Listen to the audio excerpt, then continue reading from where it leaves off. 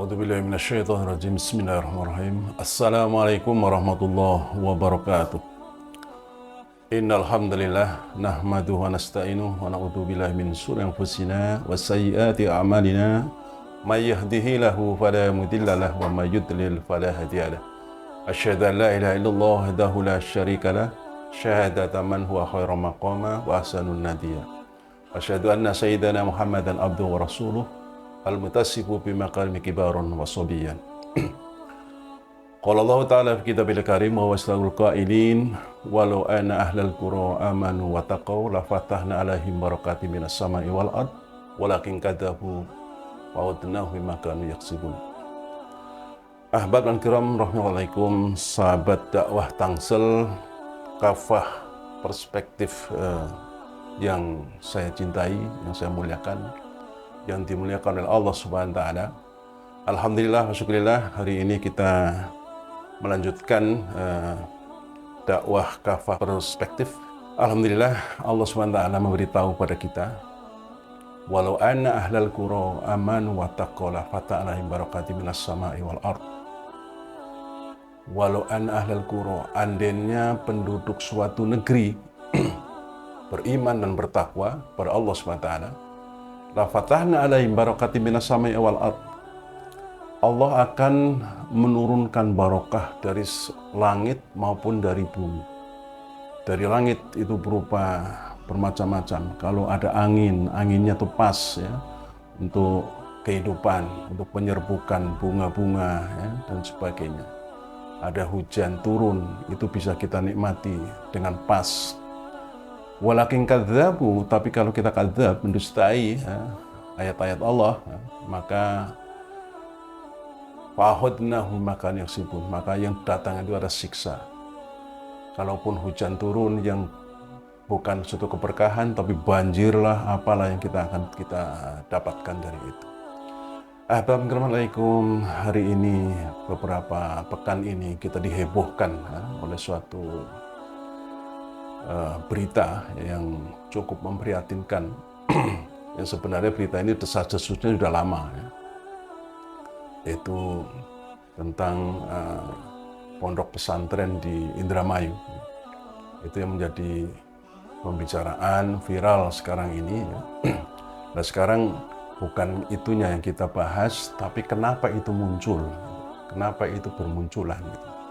Terutama di Indonesia ini ya. Jadi produk Nabi, produk Rasul di Indonesia itu luar biasa banyaknya itu. Bahkan aliran sesat disinyalir oleh MUI itu hampir 300 aliran sesat. Kalau mengikuti kriteria yang ditetapkan oleh MUI. Jadi aliran sesat itu dicirikan ya, diantaranya itu adalah mengingkari salah satu daripada rukun iman. Yang kedua, meyakini dengan akidah, sesuatu akidah yang menyimpang dari akidah Al-Quran dan hadis Rasulullah SAW.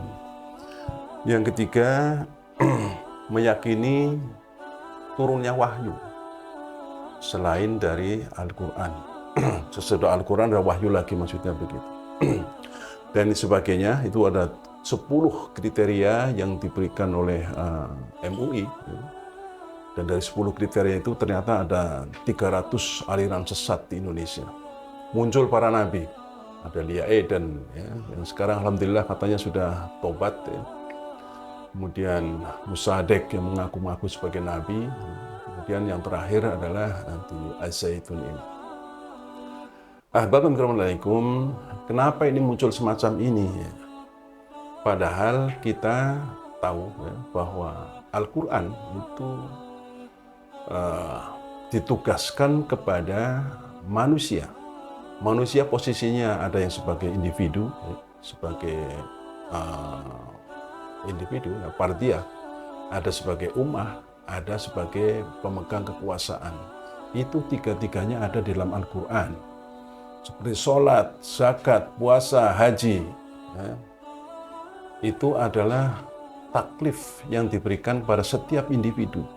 Siapapun orang yang mengaku beriman, berislam, ya lakukan sholat. lakukan puasa, haji. Itu sifatnya individual. Ada yang sifatnya itu adalah masyarakat. Kegiatan misalnya pembagian zakat, itu adalah sosial. Menolong orang yang sakit, itu sosial. Itu diberikan kepada masyarakat. Orang meninggal, maka itu kewajiban kepada masyarakat. Kalau sampai ada orang meninggal kemudian tidak diurusi sampai masuk ke dalam liang kubur, maka masyarakat di daerah itu kena dosanya. Itu namanya kewajiban berjamaah, fardu kifayah. Assalamualaikum. Ada beban yang diberikan kepada negara. Mengatur ekonomi, itulah negara. Mengatur orang agar akidahnya itu lurus, tidak bergoyang-goyang, berbelak-belok, itu adalah urusan negara. Jadi para penguasa inilah yang mendapatkan beban itu, dan tanggung jawabnya sangat besar. Allah akan menanyakan besok ketika menghadap Allah Subhanahu wa Ta'ala. Assalamualaikum. Kita ada beberapa, ya, tadi disebutkan ada 300 aliran sesat. Kenapa demikian? Hal ini terjadi karena di negeri kita ini, negeri yang kita cintai ini, yang kita bercita-cita menjadi baldatun thayyibatun warabun ghafur ini, ternyata itu hanya cita-cita yang dalam prakteknya tidak dilaksanakan. Orang akidahnya bergeser, keluar balik, ya. Jadi seperti ada orang mencintai, senang dengan seorang perempuan cantik. Kemudian orang itu menikahi si perempuan itu. Setelah sekian lama kemudian ditinggalkannya agamanya. Jadi agama keluar masuk agama itu seperti bebas. Kenapa demikian? Ini karena negara menganut akidah sekuler. Akidahnya sekuler. Apa itu sekuler?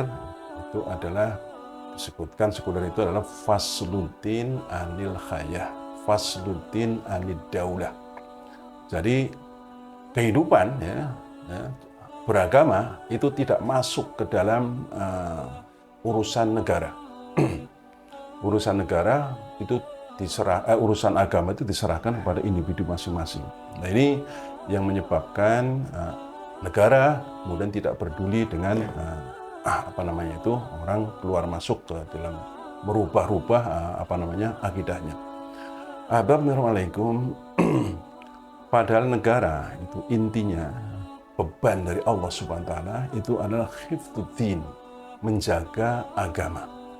Menjaga agama. Sampai Rasulullah SAW itu bersabda, ya, garis yang diberikan Rasulullah SAW itu adalah apa?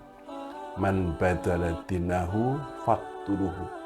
Siapapun orangnya, ya, yang mengganti, keluar dari agamanya, maka bunuh dia. Ini tidak berarti kemudian orang, kalau gitu agama Islam terlalu keras. Enggak. Orang masuk agama Islam itu tidak dengan paksaan. La ikraha fiddin. Silakan Anda beragama dengan agama yang lain, silakan agama yang lain. Kalau mau masuk Islam tidak akan ada paksaan. Pahami dulu Islam baru masuk Islam. Nah, tapi kalau sudah di dalam Islam, orang sudah masuk Islam, maka ada aturan-aturan di dalamnya. Ada aturan di dalamnya. Maka kita sebagai seorang Muslim mestinya dimanapun posisinya kita, ya kita sebagai individu, sebagai masyarakat, sebagai pemegang kekuasaan, berpegang teguhlah sebagai seorang Muslim, sebagai orang yang beriman. Seorang beriman cirinya adalah orang yang memegang teguh hukum-hukum Allah Subhanahu wa Ta'ala. Seorang imam besar, ya, Al-Juzat mengatakan al-imanu idharu lisyar'i, idharu hudu'i lisyar'i wa ma ja'a bihi Nabi sallallahu alaihi wasallam. Jadi seorang yang beriman itu menampakkan, tampak kelihatan, ya, kesenangannya, ketundukannya, penerimaannya kepada syariat Islam. Jadi seorang beriman itu kelihatan ketampakannya. Jadi kalau orang mengaku beriman tapi masih ragu-ragu dengan syariat, maka keimanannya itu dipertanyakan. Keimanannya itu menjadi bermasalah orang ini.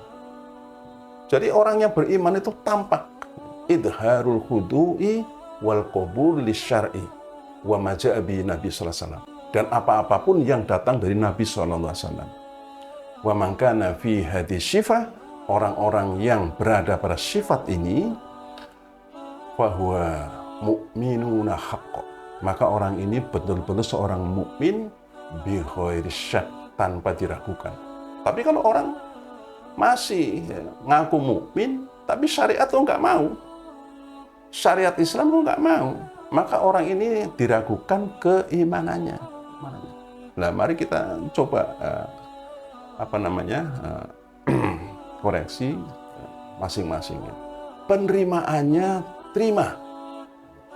Coba kita contoh seperti kemarin ya, yang kita ulang-ulangi ya, setiap tahunnya, setiap tanggal 10 Dzulhijjah. Nabi Ibrahim, Nabi Ismail, ketika turun ayat, ya bunayya inni ara fil manam anni adbahuka fandul madza tara. Coba Nabi Ibrahim ketika anaknya Ismail sudah mulai besar, ya. Ibrahim bilang sama Ibrahim bilang sama Ismail, ya bunayya, wahai anakku, inni ara fil manam. Wahai Ismail, aku melihat dalam mimpiku inni adbahuka, bahwa aku betul-betul menyembelihmu. Fandul matataro. Bagaimana pendapatmu wahai Ismail? Gimana mas? Kira-kira begitu. Apa jawaban Ismail? Orang yang menerima, orang yang beriman, orang yang bertakwa, dia mengatakan, ya abatif al-ma tu'maru. Wahai bapakku, lakukan apa yang engkau perintahkan, Allah perintahkan kepada engkau. Satajiduni insyaallah minas sabirin. Insyaallah engkau akan melihat anakmu ini termasuk orang-orang yang sabar. Inilah penerimaan orang yang beriman. Apapun yang ada digariskan oleh Allah Subhanahu wa taala, yang diperintahkan Allah, dia terima apa adanya. Tidak dirubah-rubah, tidak bak-bibu, tidak menyangkal ini segala macam dengan berbagai macam alasan, berbagai argumentasi, sehingga menolak apa yang diturunkan kepada Ibrahim. Assalamualaikum.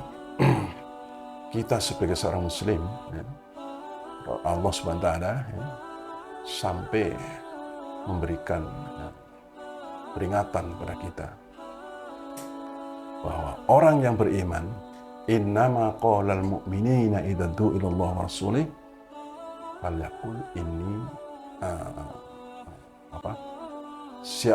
orang yang beriman itu kalau disuruh berhukum dengan hukum Allah itu falyaqul sami'na wa ata'na. Aku terima, aku dengar dan aku laksanakan. Hanya itu orang yang beriman itu akan mengatakan, hanya itu yang dikatakan kalau disuruh berhukum dengan hukum Allah. Wa mahtalaftum fihi min syai'in fahkumuhu ilallah. Apapun yang engkau menjadi persengketaan, yang menjadi perkara di antara kalian, ya, hukumnya itu berhukum pada hukum Allah, Al-Quran dan hadis Rasulullah SAW. Maka aliran yang orang-orang yang alirnya sesat, ya, siapapun yang menurut MUI itu, ya, kalau orang ya kemudian tidak mau menerima ya, Al-Quran, ya, kemudian mengubah-ubah tafsir Al-Quran, maka orang itu termasuk orang yang sesat kehidupannya. Mudah-mudahan yang singkat ini ada manfaatnya. Barakallahu li wa lakum. Assalamualaikum warahmatullahi wabarakatuh. Wahai orang-orang yang beriman, jika kalian menolong Allah, maka Allah akan menolong kalian dan akan meneguhkan kedudukan kalian. Aturan pendidikan yang dibentuk dalam kurikulum yang juga sekuler, yaitu menihilkan peran agama. Tapi bagi orang-orang yang beriman, yang imannya itu sudah kuat, maka ini adalah justru menguatkan keimanan mereka. Negeri yang ditinggali mayoritas muslim sudah dikaruniai oleh Allah Subhanahu wa taala sumber daya alam yang cukup untuk menggerakkan roda ekonomi. Dengan sistem Islam, dengan sistem khilafah, dengan adanya pemimpin ataupun seorang khalifah mampu menyatukan umat Islam dan mampu untuk mengkondisikan dan mengkoordinir, membela saudaranya, membela umat Islam yang telah dianiaya, yang telah diperangi oleh orang-orang Yahudi ataupun orang-orang kafir. Hanya dengan sistem Islam, dengan sistem khilafah lah, maka persoalan-persoalan umat Islam akan terselesaikan.